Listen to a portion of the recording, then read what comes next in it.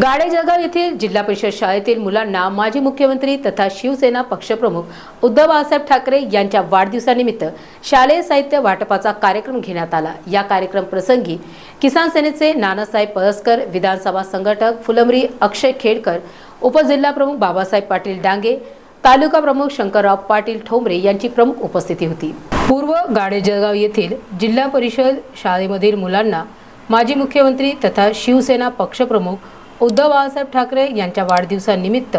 शालेय साहित्य वाटपाचा कार्यक्रम घेण्यात आला। त्याप्रसंगी किसान सेनेचे नानासाहेब पळसकर, विधानसभा संघटक फुलंब्री अक्षय खेडकर, उपजिल्हा प्रमुख बाबासाहेब पाटील डांगे, तालुका प्रमुख शंकरराव पाटील ठोंबरे, किसान सेना तालुका प्रमुख मदनराव चौधरी, विभाग प्रमुख बबन वाघ, भास्कर शिवसैनिक, आबासाहेब भोसले, माऊली जाधव, सुभाष लहाने, दादासाहेब उकिडे, संतोष तांबे, शालेय शिक्षक वृंद, मुख्याध्यापक, सरपंच सद्दाम पठाण, शालेय समिती अध्यक्ष दिलीप शिंदे, सोपान ठोंबरे, शांताराम कोरडे, सुदाम गाडेकर, सय्यद जाबीर, भगवान गाडेकर